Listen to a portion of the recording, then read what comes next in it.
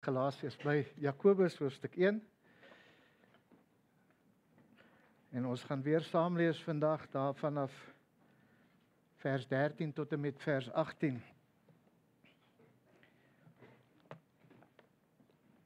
Galasiërs hoofstuk 1 vanaf vers 13 tot met vers 18. 'n man met die naam van Sam Allberry het 'n kommentaar geskryf, James for You, in 'n praktiese sin vir 'n alledaagse Christenlewe.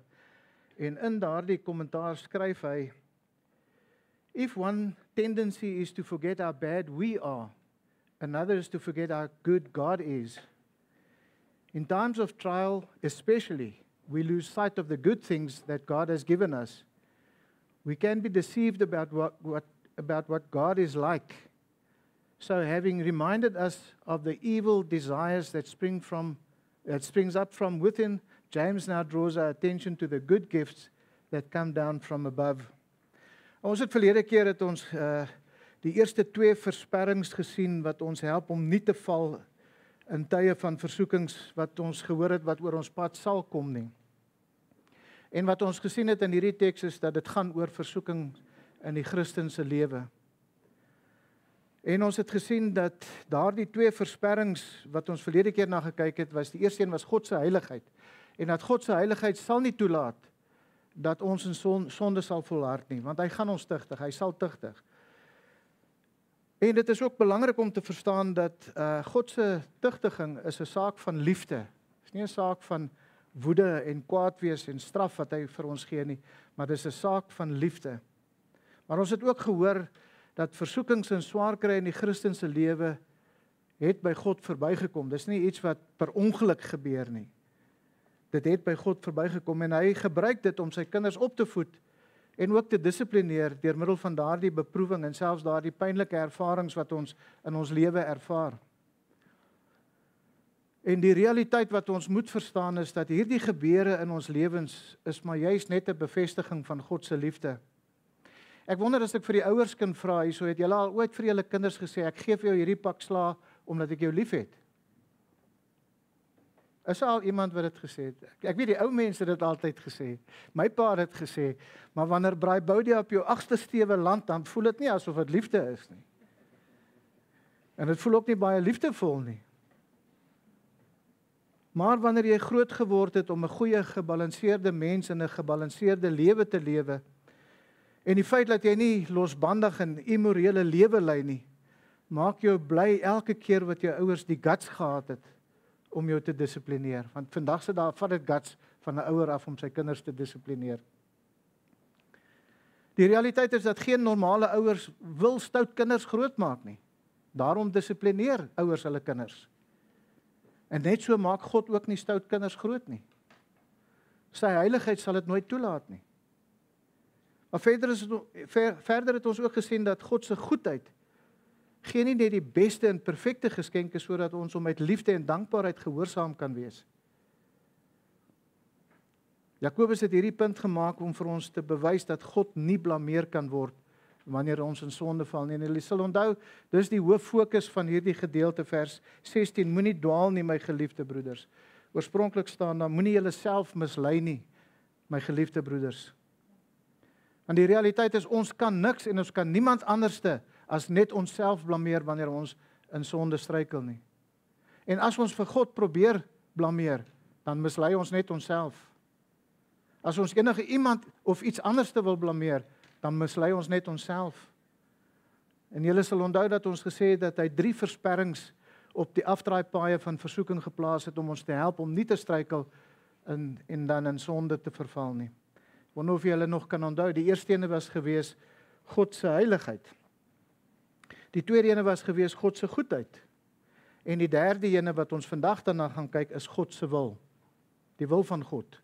So ons gaan voort met hierdie derde en laaste versperring wat ons help om staande te bly in tye van versoeking. En dit is God se wil keer ons om in sonde te val. God se wil keer ons om in sonde te val. Maar nou moet ons die vraag vra, hoe keer God se wil ons om in sonde te val? Jy sien, Jakobus se redenasie is dat ons is lewend gemaak om God te dien. God het ons lewendig gemaak sodat ons hom kan dien. Kom ons lees in Jakobus hoofstuk 1 daarvan af vers 13 af. Laat niemand as hy in versoeking kom sê, ek word deur God versoek nie. Want God kan deur die kwaad nie versoek word nie. En self versoek hy niemand nie. Maar elkeen word versoek as hy deur sy eie begeerlikhede weggesleep en verlok word. Daarna as die begeerlikheid ontvang het, baar dit sonde. En as die sonde tot volle ontwikkeling gekom het, bring dit die dood voor. Moenie dwaal nie, my geliefde broeders. Elke goeie gif en elke volmaakte gawe daal van bo af neer, van die Vader van die ligte, by wie daar geen verandering of skaduwee van omkering is nie. Kyk nou vers 18. Volgens sy wil het hy ons voortgebring, deur die woord van die waarheid, sodat ons as eerstelinge van sy skepsele kan wees. Sodat ons as eerstelinge van sy skepsele kan wees. En dit is waarop ons fokus dan vandag, net op vers 18. Volgens sy wil het hy ons voortgebring deur die woord van die waarheid, sodat ons as eerstelinge van sy skepsele kan wees. Maar voordat ons verder gaan, moet ons net so 'n bietjie die agtergrond, die konteks skep van ons as mens. En daarom moet ons verstaan, vir Christene is die nuwe lewe wat God gee vir die mense wat in Christus glo, is 'n goddelike en 'n heilige lewe, is 'n lewe wat soos Christus lyk. In waarheid is dit die lewe van God wat die Here vir ons in die siel van die mens gee. En deur nuwe geboorte word daardie gelowige, die Christen, word totaal herskep. Hulle ontvang 'n heel nuwe natuur wat geen aandeel in die sonde en in die boosheid het nie. En dit is so, ons vleeslike begeerte bring die dood voort, soos wat Jakobus in vers 15 sê, maar die gawe van God in Christus bring die ewige lewe voort. En as Albury geskryf het dat ons nie moet vergeet hoe sleg ons is nie, beteken dit dat ons nie moet vergeet wie en wat ons was voordat ons in Christus herskep was nie. Paulus beskryf byvoorbeeld ons vorige toestand wanneer hy aan die gemeente van Rome skryf in Romeine hoofstuk 3, daarvan vers 10 af, as hy sê, soos geskrywe is, daar is niemand regverdig nie, selfs nie een nie. Daar is niemand wat verstandig is nie. Daar is niemand wat God soek nie. Hulle het almal afgewyk, saam met hulle ontaard. Daar is niemand wat goed doen nie. Daar is selfs nie een nie. En as ons so na daardie vers kyk, dan sien ons hoeveel keer gebruik hy die woord niemand, selfs nie een nie, almal. Ek dink Paulus wou 'n punt gemaak het daarom te sê, daar is geen mens wat enige goedheid in hom het nie. Nou, behalwe Jesus Christus is daar nie 'n enkele persoon in hierdie wêreld wat regverdig gebore was nie, na die sondeval. Daar is niemand wat deur middel van hulle eie werke geregverdig is of word nie. En daar was nog nooit so 'n persoon, en daar sal ook nooit so 'n persoon wees nie. Want soos Paulus dan ook voortgaan, daarvan vers 13 af, Romeine 3 vers 13, is hy sê, hulle keel is 'n oop graf, met hulle tonge pleeg hulle bedrog, die gif van adders is onder hulle lippe, hulle mond is vol vervloeking en bitterheid, haastig is hulle voete om bloed te vergiet, verwoesting en ellende is in hulle paaie, en die weg van vrede ken hulle nie, daar is geen vrees van God voor hulle oë nie. En jy sien, dit is die toestand van elke sondige, ongeredde persoon. Elke mens wat gebore word, word gebore in hierdie toestand. Hulle is verwyder van God en daarom ontbreek dit hulle aan die heerlikheid van God. Hulle lyk nie soos God nie, hulle is nie meer na die beeld en die gelykenis van God nie. En Johannes beskryf die ongeredde mens se toestand as hy sê, hoewel die lig in die wêreld gekom het, het die mense die duisternis liewer gehad as die lig, want hulle werke was boos.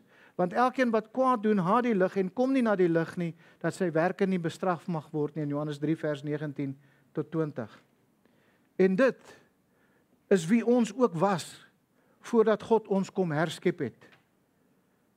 Paulus het aan die Christene in Efese geskrywe, in Efesiërs hoofstuk 2 vers 1 tot 3 het hy gesê, en julle het hy lewend gemaak wat dood was deur die misdade en die sondes waarin julle tevore gewandel het volgens die loop van hierdie wêreld, volgens die owerstes van die mag van die lig, van die gees wat nou in die kinders van die ongehoorsaamheid werk, onder wie ons almal ook vroeër gewandel het in die begeerlikhede van ons vlees, toe ons die wil van die vlees en van die sinne gedoen het.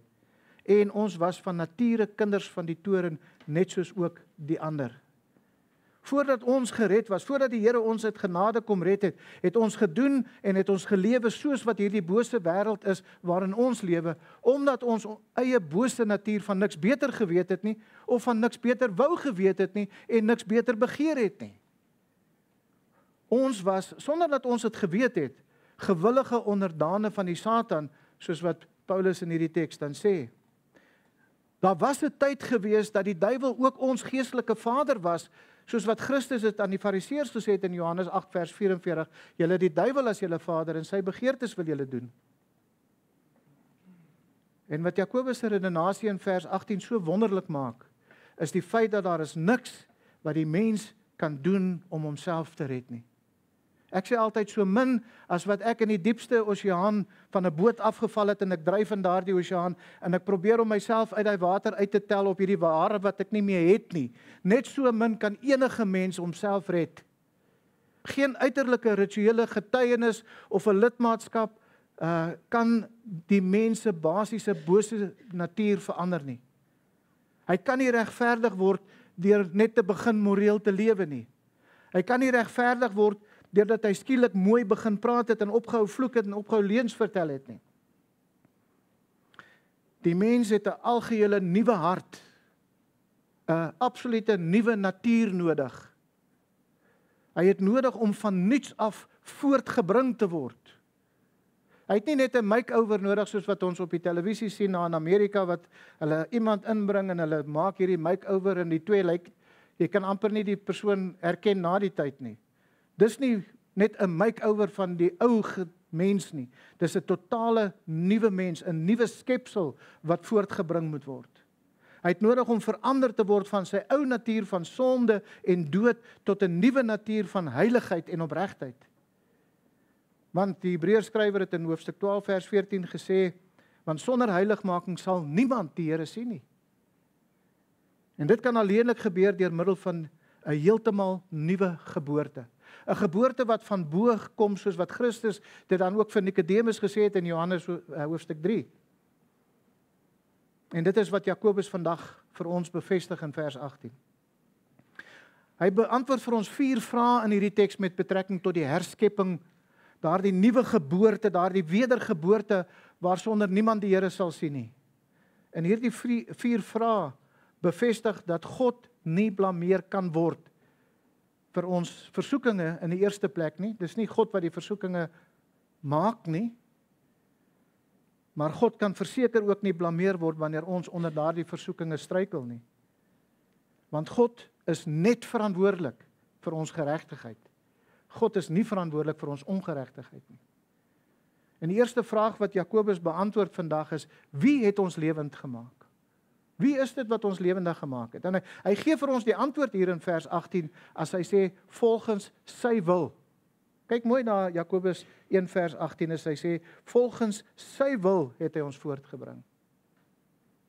Wedergeboorte kan alleen net van God, soos wat hy in vers 17 gesê het, die Vader van die ligte afkom. En Johannes beskryf dit in Johannes 1 vers 12 tot 13 na die bekende versies wat ons ken, maar almal wat hom aangeneem het, aan hulle het hy mag gegee om kinders van God te word, aan hulle wat in sy naam glo, wat nie uit die bloed of uit die wil van die vlees of uit die wil van 'n man nie, maar uit God gebore is.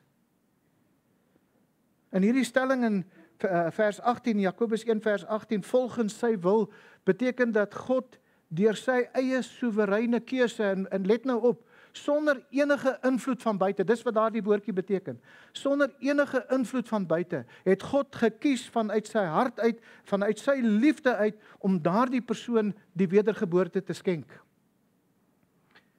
Die realiteit is dat geen kind het wat nog ooit gebore was, is gebore omdat hy wou gebore word nie, nê? Vanaf bevrugting, die ontwikkeling in die baarmoeder en tot die geboorte is absoluut alles buite die beheer van daardie kind.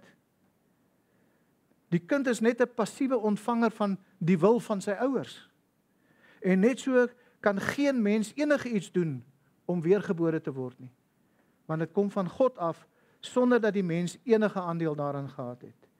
Wedergeboorte is wanneer God deur sy soewereine wil al ons sonde vergewe en dan 'n nuwe lewe in ons inplant. Dis wanneer God 'n nuwe natuur gee vir elke persoon wat in Christus as sy Here en Saligmaker vertrou. En dit is dan ook daardie oomblik wat God die Heilige Gees in ons kom woon. Want onthou, Christus het ook gesê, Johannes 14 vers 17, die Gees van die waarheid wat die wêreld nie kan ontvang nie, omdat dit hom sien en hom nie ken nie, maar julle ken hom, omdat hy by julle bly en in julle sal wees. Paulus het dit ook op 'n ander manier beskryf as hy in Romeine 8 vers 9 gesê het, julle is egter nie in die vlees nie, maar in die Gees, as naamlik die Gees van God in julle woon. Maar as iemand die Gees van Christus nie het nie, die behoort nie aan hom nie. En dit is wat die Here reeds vir ons in die Ou Testament beloof het. Dis die belofte van die nuwe verbond in elk geval, soos wat ons lees in Jesegiel 36 vers 25 tot 25. Dan sal ek, dis 'n God wat hier praat, hy sê, dan sal ek skoon water op julle giet, sodat julle rein kan word van al julle onreinhede en van al julle trekgode, sal ek julle reinig, en ek sal julle 'n nuwe hart gee, en 'n nuwe gees in julle binneste gee, en ek sal die hart van klip uit julle vlees wegneem, en julle 'n hart van vlees gee. So die realiteit is dat teologies en logies gesproke, is die enigste manier waarop die natuurlike mens geestelike lewe kan kry, is dat God dit vir hulle sal gee. As God dit nie gee nie, gaan dit nie gebeur nie. En die werklikheid is dat die geestelike dooie mens weet nie eens dat hulle dood is nie, en hulle het geen behoefte om geestelik weergebore te word, want hulle weet dit nie eens nie. Want onthou, Romeine 3 vers 11, daar is niemand wat God soek nie. Wedergeboorte kan slegs deur die soewereine wil van God, en ook slegs in die krag van God plaasvind. En Paulus verseker ons in Efesiërs 2 vers 4 tot 5, maar God wat ryk is in barmhartigheid, het ons deur sy groote liefde waarmee ons liefgehad het, ook toe ons dood was deur die misdade, lewend gemaak saam met Christus, uit genade is julle gered. So jy sien, dit is God wat ons lewend maak. En die enigste manier waarop 'n geestelike dooie persoon, 'n ongeredde mens, geestelike lewe kan kry, is om dit as 'n geskenk van God af te ontvang deur geloof in Christus alleen. En daarom kan die Christen saam met Paulus sê, soos wat hy sê, Romeine 6 vers 4, ons is dus saam met hom begrawe deur die doop in die dood, sodat net soos Christus uit die dode opgewek is deur die heerlikheid van die Vader, ons ook so in 'n nuwe lewe kan wandel. Christus het ook op 'n stadium gesê in Johannes 6 vers 44, niemand kan na my toe kom as die Vader wat my gestuur het, hom nie trek nie, en ek sal hom opwek in die laaste dag. En Jesus het dan ook later in Johannes 15 gesê in vers 16, julle het my nie uitverkies nie, maar ek het julle uitverkies en julle aangestel om vrug te gaan dra en dat julle vrug kan bly, sodat wat julle die Vader ook al in my naam mag vra, hy julle dit kan gee. Ons bewustelike ervaring van bekering van sonde en geloof in Christus se dood en opstanding, wat ons dan natuurlik vandag herdenk, die opstanding van God. En ons geloof daarin en die ervaring daarvan en ons lewe van redding tot verheerliking is alles die gevolg van God se soewereine wil en in sy genade. En Jakobus sê dat God onder geen verpligting was om dit te doen nie. God het dit uit sy liefde en uit sy genade gegee. Dit is 'n werk wat God gedoen het omdat hy gewil het om dit te doen. Volgens sy wil het hy ons voortgebring. Hy het dit gedoen omdat hy dit wou doen, nie as gevolg van enigiets wat ons eers kon doen of moes doen wat sou maak dat hy ons gekies het nie. So hoe is dit dan vir ons? Hoe is God se wil dan vir ons 'n versperring? Hoe help dit ons om nie in 'n versoeking te struikel nie? En Jakobus se redenasie hier is, God het vir ons geestelike lewe gegee vanuit sy wil.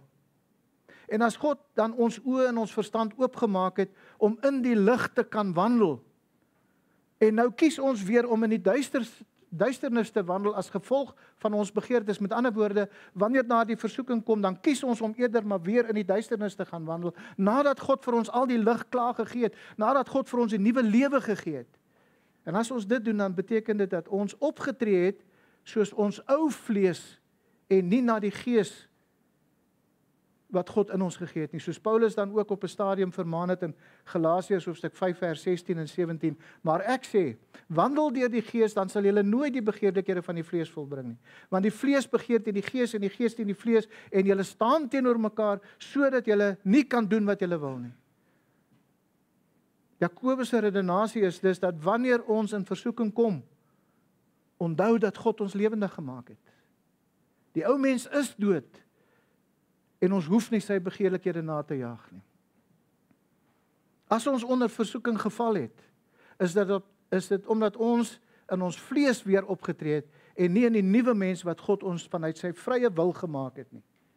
So as ons dan, Jakobus se redenasie en wat ons kan dink, is as ons dan weer in sonde geval het, nadat God vir ons die lewe en die lig en alles gegee het, hoe kan ons vir God blameer wanneer ons struikel? Ons kan net onsself blameer. Hy is nie skuldig daaraan nie. Die tweede vraag wat Jakobus beantwoord in hierdie teks is, hoe het God ons lewend gemaak? En weer eens sy antwoord hier in vers 18 is dat God het ons volgens sy wil voortgebring. En die woord wat Jakobus gebruik hier in hierdie teks vir voortgebring, kom van dieselfde werkwoord wat hy gebruik het om te beskryf dat die proses van versoeking gee geboorte aan sonde. Kom van die stam van dieselfde werkwoord af. Met ander woorde, om ons eie begeertes na te streef bo God se standaard, gee geboorte aan sonde en dit bring die dood voort. Maar God gee 'n nuwe geestelike lewe wanneer hy wedergeboorte skenk. En MacArthur beskryf dit as hy sê, regeneration is a miracle of God by which the principle of new life is implanted in man and the governing disposition of his soul is made holy. Die regerende disposisie, die regerende beheer van sy siel, van sy lewe, is heilig gemaak. Na wedergeboorte is dit nie meer ons vlees wat heers nie. Ons is 'n nuwe mens gemaak. En daardie nuwe mens beheer nou ons alledaagse gedagtes. Met wedergeboorte het Christus God se natuur, met wedergeboorte het Christene God se natuur deelagtig geword. En Petrus het ons geleer in 2 Petrus hoofstuk 1 vers 3 tot 4, immer sy goddelike krag het ons alles geskenk wat tot die lewe en Godvrug dien. Deur die kennis van hom wat ons geroep het en deur sy heerlikheid en deeg, waardeur hy ons die grootste en kosbare beloftes geskenk het, sodat julle daardeur deelgenote kan word van die goddelike natuur, nadat julle die verdorwenheid ontvlug het, wat deur die begeerlikheid in die wêreld is. So Jakobus se redenasie is dus, as God ons geestelik weergebore het om soos hy te wees, hoe kan hy blameer word wanneer ons nie soos God optree nie? Wanneer ons nie soos Christus lewe nie? Wanneer ons elke gedagte gevange geneem word om aan Christus gehoorsaam te wees, dan help dit ons in tye van versoeking. Dit help ons om nie te val in tye van versoeking, dat wanneer daardie versoekinge oor ons pad kom, om te dink daaraan dat God het vir ons sy natuur deelagtig gemaak. Hy het vir ons 'n nuwe skepsel gemaak. Elkeen van ons weet, daardie oomblikke net voordat ons in 'n versoeking geval het, elkeen van ons weet dat daar was 'n oomblik dat ons dit in ons gedagtes bedink het. Maak nie saak hoe vinnig dit gekom het, hoe onverwags dit gekom het nie. Daar's 'n oomblik wat ons hierdie versoeking wat ons oor ons pad kom. Daar's 'n oomblik wat ons nou gedink het, hoe gaan ek nou optree? Daar's 'n oomblik wat ek 'n keuse gehad het. Byvoorbeeld, die Christen wat na pornografie kyk, het 'n keuse gemaak om dit te doen. As jy daaroor deur jou selfoon of op die internet of waar dit ook al is, as jy kom daar by 'n prentjie wat al klaar 'n bietjie suggestief lyk, dan het jy 'n keuse, gaan ek hom oopmaak of gaan ek hom verbyvat? Die Christen byvoorbeeld wat kwaad word, wat sê hy meer verloor het 'n keuse gemaak om dit te doen. Maak nie saak hoe onverwags en hoe onbeplan dit gekom het nie. Daardie oomblikke wanneer jy voel hoe hierdie irritasie in jou opbou en hierdie ding in die binnekant van jou gebeur, daardie oomblik het jy 'n keuse gemaak. Jy het 'n keuse gemaak om jouself, jou eie begeertes, sy vrye teels te gee, of jy het 'n keuse gemaak en gesê, ek gaan my terughou, sodat God se natuur kan deurkom. Die Christen wat depressief geword het die keuse gemaak om op sy eie omstandighede en ook op sy eie begeertes te fokus en nie op God te bly vertrou. En daardie Christen het vergeet wie hy was en wat God vir hom gegee het. Hulle het vergeet dat God hulle reeds nuwe mense gemaak het, omdat hy dit wou doen. Hy was onder geen verpligting nie. Hy het dit uit sy liefdevolle hart het hy dit gedoen. En die derde vraag wat Jakobus vir ons beantwoord is, Hoe het dit gebeur? Hoe het al hierdie nuwe mens wat God ons gemaak het, hoe gebeur dit? Waar begin dit? En Jakobus gee weer eens vir ons die antwoord hier in vers 18, as hy sê, deur die woord van die waarheid. Net soos wat ons 2 ouers nodig het vir die natuurlike geboorte, het ons ook 2 ouers nodig vir ons geestelike geboorte. Dis die gees van God en die woord van God. En dit is soos Christus weer eens vir Nikodemus gesê het in Johannes 3 vers 6, wat uit vlees gebore is vlees en wat uit gees gebore is gees. En Petrus voeg by hierdie gedagte in 1 Petrus 1 vers 23, want julle is weergebore nie uit verganklike saad nie, maar uit onverganklike deur die lewende woord van God. Dit is dus gees en woord wat saamgewerk het in ons wedergeboorte. En Paulus skryf aan die gemeente in Rome en beskryf hoe die mense gered was, as hy daar in Romeine 10 vers 14 praat van, hoe kan julle hom aanroep as julle nie geglo het nie? En hoe kan julle glo as julle nie gehoor het nie? En hoe kan julle hoor as iemand nie gepreek het nie? En dan in vers 17, Romeine 10 vers 17 sê hy dan, die geloof is dus uit die gehoor en die gehoor deur die woord van God. Die manier waarop God ons nuwe skepsele maak. En onthou in 2 Korintiërs 5 vers 17 sê hulle wie in Christus is nuwe skepsele. Die ou dinge het verbygegaan, kyk, alles het nuut geword. En die manier waarop God ons nuwe skepsele maak, was deur die hoor van die woord van die waarheid. En wanneer ons hierdie waarheid hoor, wanneer ons die Bybel oopgebreek hoor, wanneer ons die Bybel wanneer die Bybel gepredik word en ons hoor dit, dan kom die Heilige Gees en hy maak ons oë en ons harte oop, sodat ons verstaan wat ons hoor en dat ons sal glo wat ons hoor en dat ons in die waarheid van Christus sal glo en die waarheid wat Christus daar op die kruis in ons plek vir ons gedoen het. U sien, die werklikheid wat ons moet verstaan is, niemand word op enige ander manier gered as deur om die woord van die evangelie van Christus te hoor en dit te verstaan, en ons kan dit alleen verstaan deur die werking van die Heilige Gees in ons en dan ook ons geestelike oë oopgemaak het om dit nie net te verstaan nie, maar ook om dit te glo. Daarom glo ons God wanneer hy sê, dit is my geliefde seun in wie ek welbehaag het. Dat Christus die prys van ons sonde op hom geneem het op die kruis. Alles kom van God af. God het suiwer vanuit sy wil gekies om ons te red en ons skoon te was deur die woord, want redding is nie net, of dit gaan nie net oor die redding deur die hoor van die woord nie.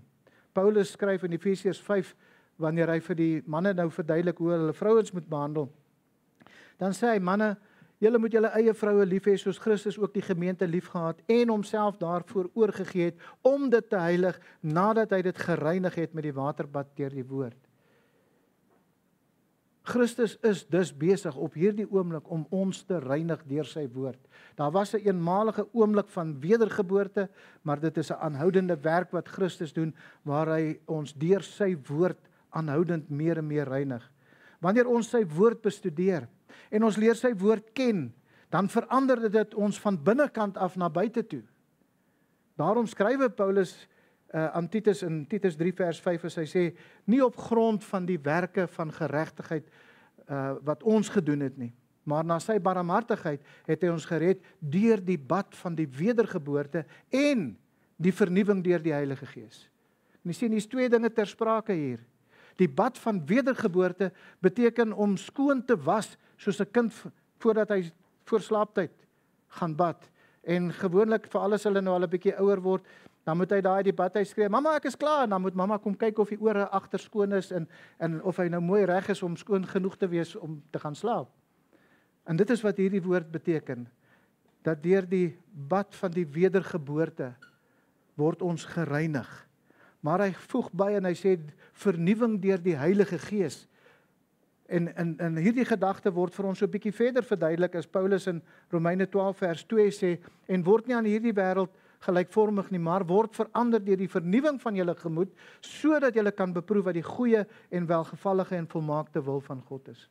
En hier weer eens is die vernuwing van julle gemoed, kom daarop neer, dat die Christense gedagtes verander word, om die dinge van God te bedink. En MacArthur lewer kommentaar hierop as hy sê, That kind of transformation can occur only as the Holy Spirit changes our thinking through consistent study and meditation on Scripture. The renewed mind is one saturated with and controlled by the Word of God. Dit is om Psalm 119 vers 11 prakties in ons lewens toe te pas. Dit is om Psalm 119 vers 11 elke dag in ons lewe toe te pas. En wat sê Psalm 119 vers 11? Ek het u woord in my hart gebere, dat ek teen u nie sal sondig nie. Jy sien, hoe meer die woord van God in ons harte is, hoe meer ons gedagtes deurdrenk is met die woord van God, hoe meer kan ons weerstand bied teen die versoeking. Nou, hoe lyk dit in praktyk? En ek wil hê julle moet julle Bybels oopmaak by Kolossense hoofstuk 3.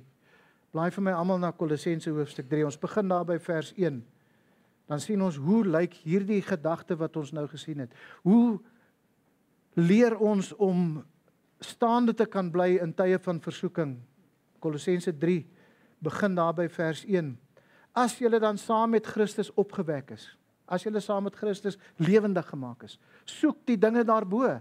Kan jy sien, hoewel dit 'n werk wat God gedoen het, is dit ook dat ons het 'n verantwoordelikheid. God het ons lewendig gemaak. Ons kan die onderskeid nou sien en ons kan dit herken. Daarom het ons die keuse, soek die dinge daarbo waar Christus is en aan die regterhand van God sit. Bedink die dinge wat daarbo is, nie wat op die aarde is nie.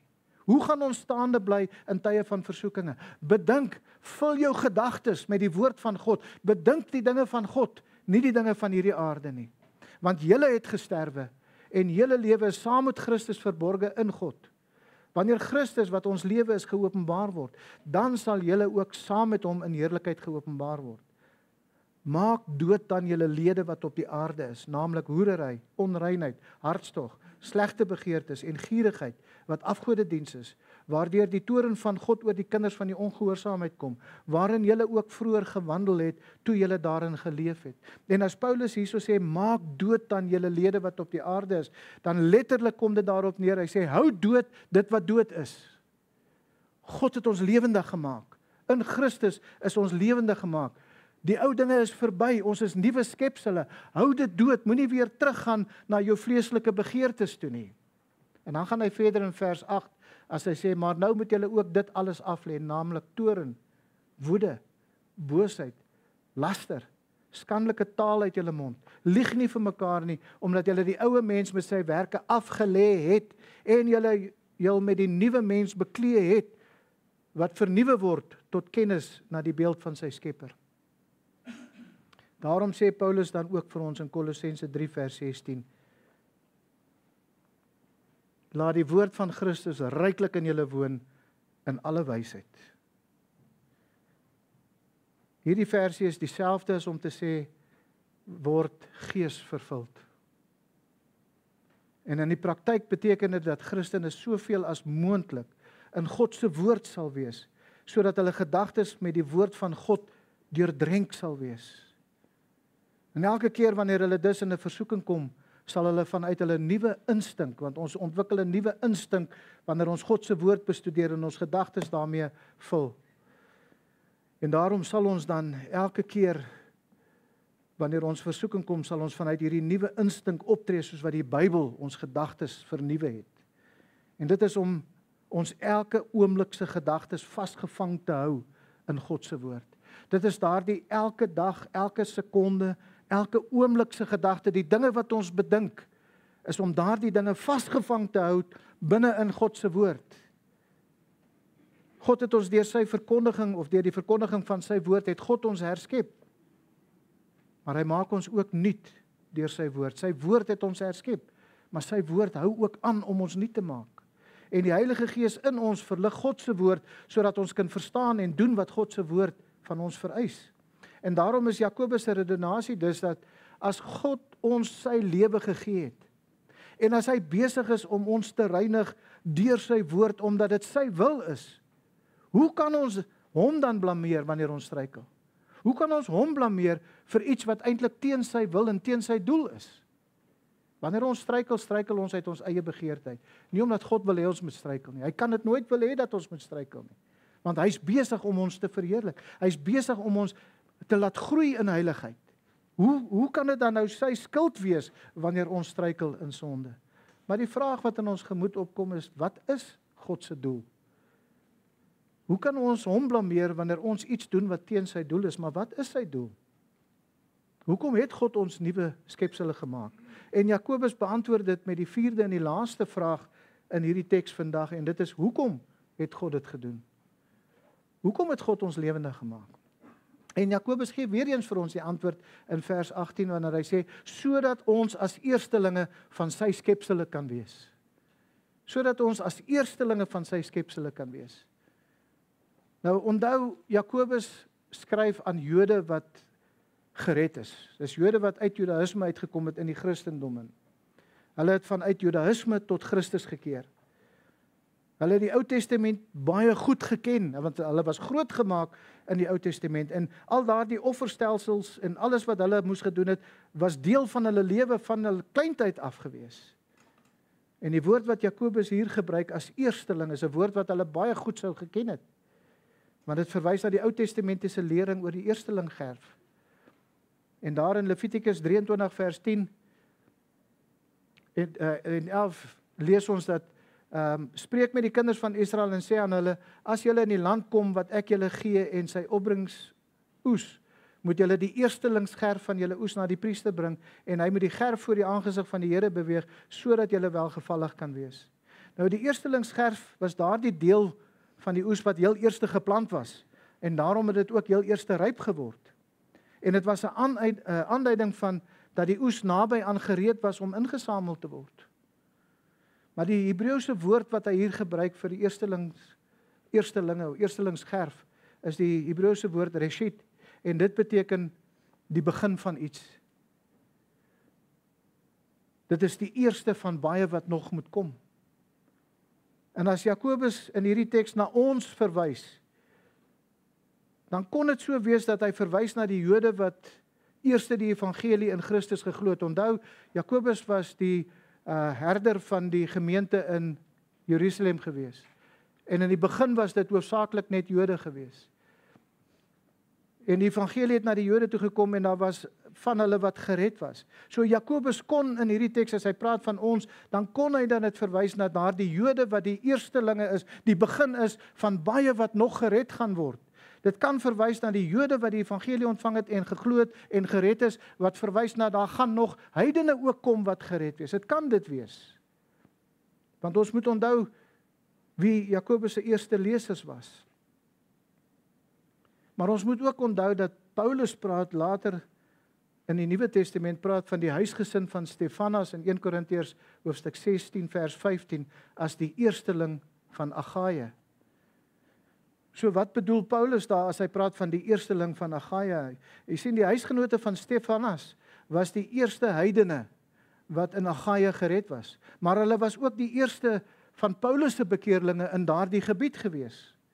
En die redding van Stefanas en sy huisgesin was 'n teken dat God nog siele in Korinte en in Agaia, daardie omgewing, gaan red. So hier hoor ons en lees ons van heidene wat dan ook die eerstelinge is. Johannes praat byvoorbeeld later in die Openbaring hoofstuk 7 vers 4 tot 8, praat hy van die 144.000 Joodse evangeliste tydens die 7-jarige verdrukking. In Openbaring 14 vers 4 praat hy, of noem hy dit dan, hulle wat gekoop is uit die mense as eerstelinge vir God en die Lam. Hulle is nou weer Joodse evangeliste wat die evangelie tydens die verdrukking gaan verkondig en duisende mense sal gered word. Hulle is die eerstelinge van 'n groot oes van siele wat ingesamel sal word. Die woord eerstelinge word dus vir Jode sowel as heidene gebruik in die Bybel. Ons kan nie sê dis verwys net na die Jode toe nie. Dit verwys ook na die heidene toe. Maar in hierdie teks gebruik Jakobus ook die woord skepsele en die woord skepsele waarna hy verwys hierso is almal wat in Christus nuut gemaak is. Soos wat ons sien in 2 Korintiërs 5 vers 17. En wanneer Jakobus in vers 18 sê dat ons die eerstelinge van sy skepsele is, beteken dit in 'n asemrowende wonderlikheid dat ons wat gered word, die eerstelinge van God se skepsele is. Ons is die eerstelingsgerf wat aan God geoffer word vir dienswerk aan God. So is elke Christen 'n eerstelingsgerf in diens van Christus om ander siele weer te red. En daarom is Jakobus se redenasie: as ons die eerstelinge van God se oes is, sodat ander mense gered kan word, hoe kan ons hom beskuldig as ons weer iets doen, of as ons weer ons lede tot diens van sonde stel, om nie tot diens van geregtigheid te wees nie? Hoe kan ons God blameer, as hy ons geskep het, gemaak het, nuut gemaak het, om die eerstelinge van die Christene te wees, wat die evangelie dan verder gaan verkondig, sodat baie ander nog gered kan word. En hier wat vir ons baie belangrik is, soos wat Paulus sê in Romeine 6 vers 12 tot 13, laat die sonde dan in julle sterflike liggame of liggaam nie heers, dat julle aan sy begeerlikhede gehoorsaam sou wees nie. En moenie julle lede stel tot beskikking van die sonde as werktuie van ongeregtigheid nie, maar stel julle self tot beskikking van God as mense wat uit die dode lewend geword het, en julle lede as werktuie van die geregtigheid in diens van God. En wanneer Paulus hierdie woorde gebruik, dan praat hy van werktuie van ongeregtigheid.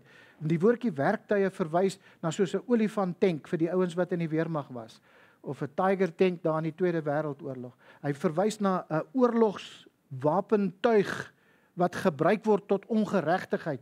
En dan gebruik hy dieselfde woord as hy sê werktuie van geregtigheid.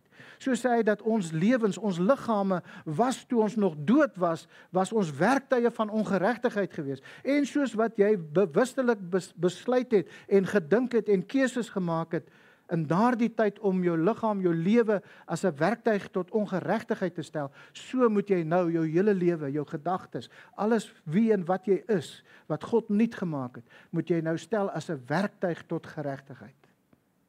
Warren Wiersbe skryf as hy sê, Christians are the very highest and finest. We share God's nature. For this reason, it is beneath our dignity to accept Satan's bait or to desire sinful things. Maar dan gaan hy verder as hy sê, a higher birth must mean a higher life. En ek dink dit is logika. 'n Geboorte van bo, 'n geboorte van God, moet beteken, dit moet uitloop op 'n hoër lewe, ook hier op aarde. En dit is die ervaring van 'n nuwe geboorte, wat vir ons help in tye van versoeking. Dis hierdie ervaring van 'n nuwe geboorte, wat ons help om daardie versoeking te kan oorkom. En as ons ou natuur weer laat oorneem, dis ons eerste geboorte, dan sal ons val onder versoeking. Maar hierdie derde en hierdie laaste versperring wat Jakobus voor die pad van die versoeking plaas, is ook die laaste woord wat daar te sê is oor wie se skuld dit regtig is, wanneer ons onder versoeking val. As God besig is om 'n eerstelingsger vir sy dienswerk bymekaar te maak, hoe kan hy terselfdertyd ook verantwoordelik wees vir hulle val? Dink net 'n bietjie daaraan. As God uit vrye wil besluit het om jou en my te herskep tot 'n nuwe mens, soos wat Paulus dan dit ook beskryf het in Efesiërs hoofstuk 1 vers 4 tot 6, soos hy ons in hom uitverkies het voor die grondlegging van die wêreld, om heilig en sonder gebrek te wees, voor hom in liefde te wees, deurdat hy ons voorbeskik het om ons as sy kinders vir homself aan te neem, deur Jesus Christus na die welbehae van sy wil, tot lof van die heerlikheid van sy genade, waarmee hy ons begenadigd het in die geliefde. En as God, soos ons lees in Romeine 8 vers 29 en 30, die wat hy van tevore geken het, die het hy ook van tevore verordineer om gelykvormig te wees aan die beeld van sy seun, sodat hy die eerstgeborene kan wees onder baie broeders. En die wat hy van tevore verordineer het, die het hy ook geroep. En die wat hy geroep het, die het hy ook geregverdig. En die wat hy geregverdig het, die het hy ook verheerlik.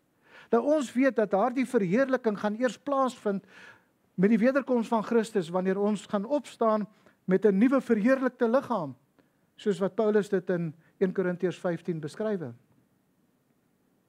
Maar kyk mooi na die teks sê, die het hy ook verheerlik. Dit is al reeds in die verlede tyd geskryf. Al het dit nog nie gebeur nie. Maar omdat dit God is, en omdat God almagtig en soewerein en buite tyd is, sê hy, dit het al gebeur, want as God sê dit gaan gebeur, dan gaan dit gebeur, want hy's God wat dit doen. Hy's nie 'n mens wat kan lieg nie. En daarom is ook ons verheerliking, is wat God betref, die wat hy nuwe skepsele gemaak het, is al klaar verheerlik, al moet dit nog kom. En as God vir ons dit alles gegee het, en dit alles gedoen het vanuit sy vrye wil en uit sy genade uit, hoekom sal hy ons in die versoeking bring, sodat ons weer kan val? Sy heiligheid kan dit in ewigheid nooit so iets doen nie. Sy goedheid kan dit nie toelaat nie, want hy kan nie slegte dinge gee nie. En sy wil is om ons uiteindelik te verheerlik, nie om ons tot 'n val te bring nie. En daarom moet ons nie onsself mislei nie. God sal ons nooit versoek, sodat ons in sonde kan val nie. En wanneer ons in sonde val, is dit omdat ons gekies het om nie ag te gee op hierdie 3 versperrings wat ons nou geleer het uit Jakobus uit nie. Dis omdat ons gekies het om nie ons gedagtes gevange te hou in die woord van God nie. As ek dit vir julle so kan illustreer, as 2 landerye langs die pad gaan in die middel deur, hier's 'n land aan hierdie kant en 'n land aan hierdie kant. Hierdie land is die Satan se. Ons het eers in sy land gewerk, want ons was sy dienaars gewees. Toe het God ons kom vrymaak en hy het ons na sy land toe gebring en nou werk ons in sy landerye. Maar so van tyd tot tyd dan kry die Satan dit nog reg deur ons eie begeerlikhede en onsself ook. Dan gaan werk ons weer vir so 'n oombliekie in die Satan se landery. En ons doen dit omdat ons nie ons gedagtes in die woord van God geanker word. En daarom moet ons verstaan, die keuse is joune, dis myne. Wanneer daardie versoeking kom, moet ons 'n keuse maak. Ons gaan 'n keuse moet maak. Dis die beginsel wat Jakobus vir ons hieruit leer. Daar's baie verskillende forme van versoekinge, maar die beginsel is, wanneer daardie versoeking kom, en ek gaan alleenlik kan weet wat God se wil is as ek God se woord ken. As ek God se woord nie ken nie, gaan ek in daai versoeking val en ek gaan nie eens weet ek is teen God se woord nie. Daarom is dit so belangrik dat ons ons gedagtes gevange moet hou in God se woord. Soos wat Salomo ook gesê het, Spreuke 4 vers 23, bewaak jou hart meer as alles wat bewaar moet word, want daaruit is die oorsprong van die lewe. Bewaak jou hart. Hart is ons gedagtes. Dit is waar ons innerlike mens is. En daardie mens kan alleenlik staande bly teen versoekinge, wanneer ons hierdie 3 versperrings werklik elke oomblik van ons lewe, elke sekonde en elke versoeking waarin ons kom, dat ons sal onthou, God se heiligheid gaan my nie los as ek struikel nie. Hy gaan my tugtig. Maar God se goedheid kan nie vir my iets slegs. Hierdie ding wat met my gebeur is nie 'n slegte ding nie. Want God se goedheid sê hy kan net goeie dinge vir my gee en vir my doen. En al voel dit vir my asof ek vernietig word onder hierdie omstandighede, dan moet ek my gedagtes vul met die wete, God is eintlik besig om iets goeds te doen in my lewe. Want ek kan groei hierdeur. Ek hoef nie te val nie, want die laaste hekkie dan vandag, God se wil het gewil om vir my sy lewe te gee. En deur sy gees en deur sy woord is hy besig in 'n proses in hierdie lewe om my meer en meer na die beeld van Christus te maak, sodat ek in die natuur van God kan lewe en kan uitlewe in hierdie wêreld. Ek en jy hoef nie te struikel onder sonde nie. En wanneer ons struikel, struikel ons omdat ons daardie keuse gemaak het. Mag die Here ons genadig wees. Kom ons buig ons harte in gebed voor die Here. Vader, baie dankie dat ons U woord weer eens kan hoor en dat U woord in ons harte inspreek en dat ons maar weer net U goedheid kan raak sien. Here, waar ons dan ook maar hierdie dag hier by mekaar is en ons dink aan wat ons daar reg aan die begin gesê het is, Christus het opgestaan, hy het waarlik opgestaan en hy leef. En net deur die feit dat Christus opgestaan het en dat hy lewe, weet ons en kan ons ook glo dat U het ons nuwe mense gemaak. En ons lewe as nuwe mense. En die ou mens is dood, want U het dit gesê. En ons glo dit omdat U dit gesê het. Al is dit soms ons ervaring dat ons voel dat die ou mens weer wil oorneem, dan dink ons die ou mens is nog lewendig, maar Here, U woord sê vir ons, die ou mens is dood. Daarom het ons saam met Christus opgestaan om 'n nuwe lewe te kan wandel. En ons wil bid, Here, dat U ons sal herinner aan hierdie 3 versperrings. Dat ons sal onthou elke keer wanneer ons by 'n keuse kom, wat ons 'n besluit moet maak of ons 'n ding gaan doen wat teen U standaard is. Dat U ons sal herinner, Here, dat U heiligheid is 'n absolute heiligheid. En U sal nie toelaat dat U kinders in sonde voortgaan nie. Maar U goedheid is ook dat U dan ook watter situasie ook al in ons lewe toegelaat het, sodat ons geestelik kan groei. En wat U gesê het, Here, dat saam met die versoeking sal U ook die uitkoms bring. Here, help ons om altyd vinnig te wees en soekend te wees na die uitkoms wat U vir ons gee, sodat ons sal leer en nie sal struikel nie. Dankie, Here, vir U goedheid. Dankie vir die feit dat U vanuit U Vaderhart gewil het om vir ons U lewe te gee, terwyl ons dit in der ewigheid nooit kan verdien nie. Wil ons U maar net daarvoor loof en prys en aanbid. En wanneer ons vandag en die res van hierdie dag en ook die res van hierdie naweek, Here, bewerk dit so in ons harte dat ons nie een oomblik sal vergeet wat Christus gedoen het en wat dit vir ons beteken die oomblik toe hy daar uit die graf uit opgestaan het. En die wonderlike wete wat ons het, die graf is leeg. Christus het opgestaan.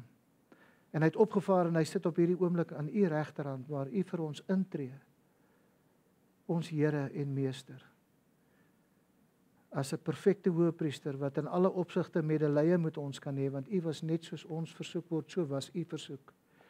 En daarom bid ons, Here, vir krag en sterkte sodat ons staande kan bly. En ons loof U daarvoor in Jesus naam. Amen.